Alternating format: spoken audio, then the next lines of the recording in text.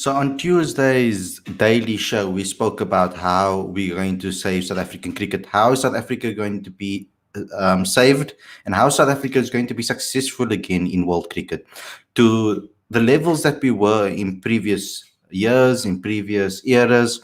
What is South Africa going to do after Boucher's poor start to his coaching campaign? That was the main discussion on yesterday's daily show. But particularly, we spoke about Dean Elgar and we spoke about Temba Bavuma. So that was what we spoke about yesterday and how they're going to be helping South Africa, taking South Africa forward into the new era and the new generation. So today we're going to do something a little bit different. We're going to talk about the domestic system, and we're going to talk about what we can do at the domestic system to really improve the amount of cricketers produced in the country. All of that on today's show. So stay tuned for all of that, and I will bring on Aditya straight afterwards too.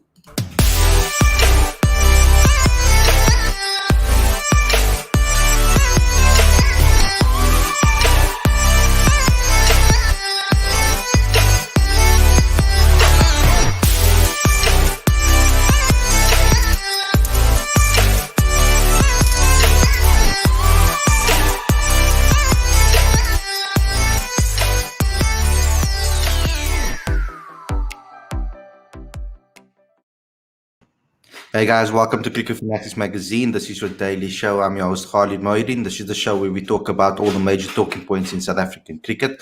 Welcome to Aditya to the show today. We're going to do part 2 of our discussion that we started yesterday. So welcome to the show, Aditya. I hope you're well. Thanks, Rod. Eid Mubarak to you and all our followers around the world. Yeah, thank you. Eid Mubarak to everybody that will be celebrating tomorrow. There will be a few maybe that will be celebrating on Friday, so they, with regards to the sighting of the moon, etc. But thanks a lot to everybody. I will be celebrating tomorrow. So thanks a lot for that, Aditya, and thanks a lot to all the viewers that have been saying Eid Mubarak in the comment section as well. Guys, I know you started asking your questions already, but I'm going to have to ask you guys to redo it again because I'm not going to go back to the top again to do it. So let's just get our discussion, because me and Aditya are going to get our discussions going. So first and foremost, Aditya, I think that the new divisions already will be answering the question. We did a whole issue on the domestic system and the Division A and B and how it's going to be working and how it's going to help filter down into club cricket and strengthen club cricket. All of those things were discussed.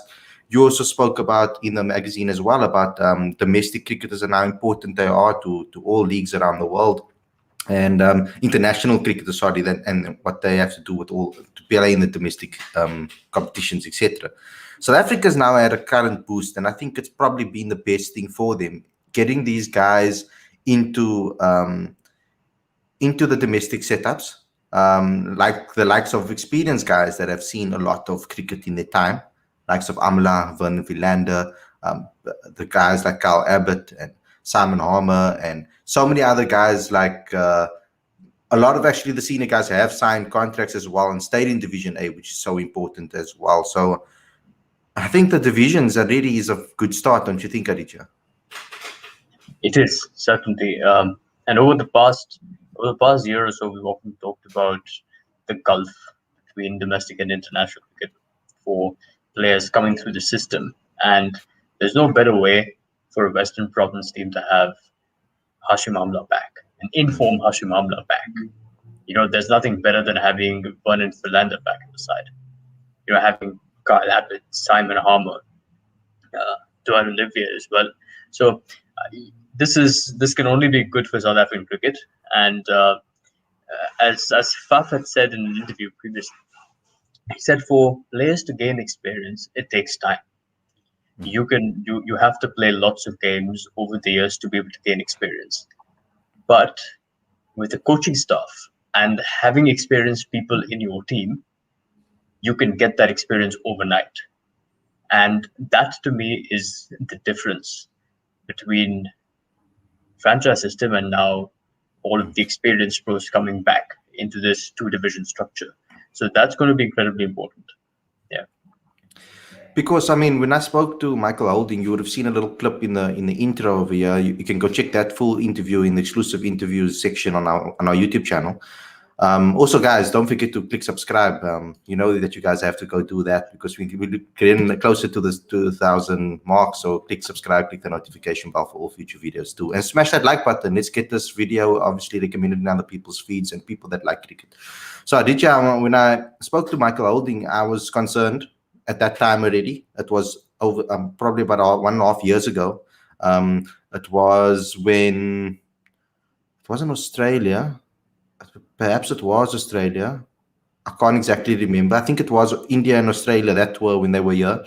That in that period, I spoke to Michael and I asked him about South Africa's domestic system, and I was a bit worried about the international system as well because I was saying that South Africa is currently struggling. When are we going to get cricket back to the way it was before? And he actually mentioned to me, he said it's a cycle. He said he believes that South African cricket will come good. Right now, we're seeing the guys that couldn't get into the side because of AB, because of Faf, because of Vernon, because of Dale Steyn, because of so many other experienced guys, Amla as well. We're seeing the guys that couldn't get into the team because of them now take opportunities and now play for South Africa. A guy like Rassie was kept out of the side for years because he was performing consistently at domestic level, but he was kept out of the side. A lot of people said because of AB and Faf, that mainly he would have batted in one of those two positions in ODI cricket as well as in Test cricket. He would have batted somewhere there in the middle order. So, and also with regards to the opening batters as well, Hashim Amla and Quinton de Kock for so many years, they were the partnership. So he couldn't even open the batting as an option. So because there was always sturdiness in those key positions, and South Africa is actually producing a lot of people in those key positions. It's the opening batters, number threes, number fours. That's where we are actually flourishing in this country. We're producing a lot of youngsters in those key positions. You can talk about Reinhard van Tonder. We can talk about Matthew Bretsky, Eddie Moore. We can talk about guys like Bryce Parsons, John O'Bird, Leon Botha. There's so many guys that I'm just rattling off now. Pillay as well, that was part of the under-9, I think at the 2018 World Cup. There's so many people that we are performing in that top 4 position that we are producing. Even Devalt Brevis, a new guy that's coming through the system, Luke Beaufort. I can just keep on going on, guys, if I'm just going to keep on mentioning names. These guys these guys that we're not even talking about anymore that dominated Kaya Majola Week in 2016, 2017. A guy like Jason Niemand, who came up to the system with Sinitembe Xashile, and he was actually his partner in crime for Border. And Border had an excellent tournament that season, and he doesn't even get into the side. So there's so many people that we're producing at the lower level that are already stepping up and putting up their hands. I mean, Zubair Hamza now, Jason Smith is from that generation. We're now seeing a guy like Diego Rosier getting up with the opportunity to become more of a senior guy in the side. We're seeing Wandile Makwetu as well, Lifa Ntanzi now coming through the system. We haven't even heard about someone like Kgodise Molefe, who took like 18 wickets or 20 wickets in the Kaya Majola Week in a period. It was excellent. He was one of the best spinners that are coming out of the system, and he's playing in Division 2. So there's so many guys that we can talk about that are just on the brink of making the next step, but they need like competitive cricket in Division A and Division B to be able to take their cricket to the next level. And I think that there's a period now which we're seeing that is almost like a transition period where those guys get to almost I wouldn't say full spots, but they kind of are. They're kind of filling spots for the next generation of superstars. And that's currently where South Africa's in. Are they brave enough to put a guy like Reinhard van Tonder in straight away? Or are they going to go for the safer option and pick someone like Keegan Peterson? Are they going to go for a guy like Zubair Hamza, or they're going to go for a guy that is a little bit more experienced in that arena as well, like a Rassie van der Dussen? Those are all questions that you have to ask and we have to look at and see where South African cricket is at now. I know I rambled a lot there, teacher. Do you want to make any points extra on that? I'll say 2 things.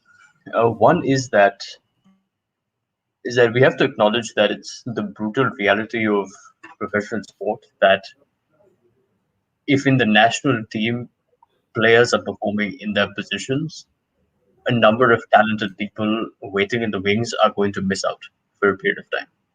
That's just the nature of sport. If AB de Villiers is playing as well as he is, there's no real justification to leave him out because the next guy in the domestic system is doing really well. So unfortunately, that's the reality of sport. If we look at Australia, Adam Gilchrist was outstanding. He was a once in a generation wicketkeeper batsman. Uh, and one can say that Brad Haddin should feel hard done by. But then Brad Haddin, who is also an outstanding player, um, he was waiting in the wings, and ultimately he was only competing for one position in that team. So he had a significantly shorter international career. But we can't begrudge Gilchrist for that because he was that brilliant. You can't possibly leave him out.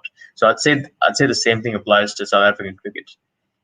Exactly, you made a very interesting point about the number of top four batsmen in South African cricket, and I don't think that's limited to South African cricket. I'd say the same is true for Indian cricket as well. It's also true for Australian cricket because Australia currently are struggling with finding their best number five in Test cricket. After Travis Head, he wasn't given a national contract, and I'd say the same is true of India as well.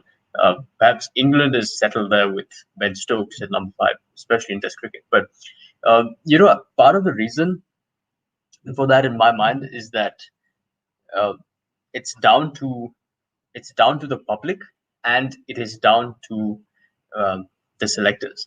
How often do we say that this guy is too talented to be batting at number five? He should be pushed up the order. He should be given more opportunities to play. How often do we say that? We say that a lot, but we also have to realize that someone has to bat at five, someone has to bat at six, at seven, and they're not going to get the number of hundreds that a one, two, and three would get. But that's something that we have to make our peace with. That a good score for a number six may be a 50 or a 60, or in certain cases even a quick fire 30 or 40. That's just the nature of batting. And somewhere I implore viewers to think about that a little bit, because uh, we need to understand that every player from 1 to 7 is going to have a specific role. And even David Miller, who we can argue would have been a great number 3 or 4, and would have made like 40 international hundreds, may not do that at number 6, but that's fine. At number 6, he's okay. He may end up with 10 international hundreds, but there's nothing wrong with that. He's performing his role for the team, which is most important. That's very important, and it's also about having to transition with leaders as well. Having stopgaps. I mean, I think the choice to pick maybe Dean Alga as Test captain is a good decision. I think because it's almost like a stopgap to give the next guy an opportunity to be able to come, next leader to come through and learn from that situation. I think the similar thing with Temba Bavuma. I think it's a good stopgap until we find the next leader that will take over from him, because I think there's going to be a whole resurgence of new players coming through the system. I think the core group of like Quinton and KG and maybe Aiden in Test cricket, for example, are probably going to be the core of that team. We can maybe say Lungi in that equation as well, but that's going to be the core group, and they're going to be the other players are going to come through and be built around them. After guys like Dean retire, after guys like Rassi retire, etc. So a lot of people would say yes, there's still a lot there's still a lot in the tank for the Rassi van der Dussen. It's important. I think he is a crucial person in this new system to take us into that next generation of stars.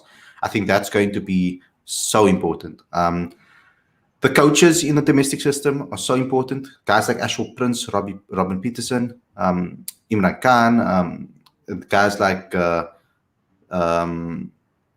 can I Alan Donald, so many other guys as well, that they're so crucial to this next generation. That are going to take these guys to the next generation. Pearl at Boland as well. They're going to be taking these guys. They're going to give them experience that they won't have gotten anywhere else. And these kids that are coming through are going to be so important. I'm so happy that there's so many youngsters given opportunities, that have been given opportunities. Michael Copeland, a guy like Deval Previs, Jonathan Bird, getting contracts, Levert as well. He's at the Lions. So many youngsters getting opportunities and getting contracts. So Bryce Parsons at the Dolphins as well. So it's great to see that this has been happening. But I think that South Africa is in good hands. I think we just need to be patient. It's a period that we're going to struggle, and we'll get this through. We'll get through this period. We'll get the next generation of guys coming through, and we just need to be patient as a fan base. Any last words, Aditya? One thing that we haven't touched upon just yet is that I hope the management is thinking about more SAA tours in different countries. Yes, and definitely. Finding ways to play in tri-series, India, New Zealand, Australia, and South Africa. I think that already happens in the emerging players tour or something like that. Yeah, to an extent, yeah. Yeah, we want to see more, man. That's the thing. Definitely. We want to see more, especially it's under 19. I think the masterstroke by Shukri and the high performance manager Vinny and whoever at Cricket South Africa that were involved in the decision to put them in the semi-pro competition, as well as let them tour. That's so important for them to tour overseas and play test matches is important as well. Play the longer format. That they need to do that as well from a young age. Definitely. And another thing I'm going to say again after the piece that I wrote, that I hope South Africa welcomes overseas players to play in the domestic circuit, because we need to look at England. When overseas players go there, they don't play an entire season of county cricket. They may play for a month or they may play for 6 weeks. So I think that's something that South Africa should entertain in order to elevate the standard of cricket, because I'm sure that a number of players would be very interested in playing in challenging conditions in South Africa. And I think it would grow the games of the overseas players. It would also grow the games of South African players. That's something that we don't see anymore. It used to happen a lot in Australian cricket, in Sheffield Shield. It doesn't happen anymore. And now they're really struggling because there is that same gulf that we talk about between domestic and international cricket that Australia is facing as well. So I do hope that Cricket South Africa considers it, and I also hope that it's part of a larger conversation about domestic cricket in South Africa.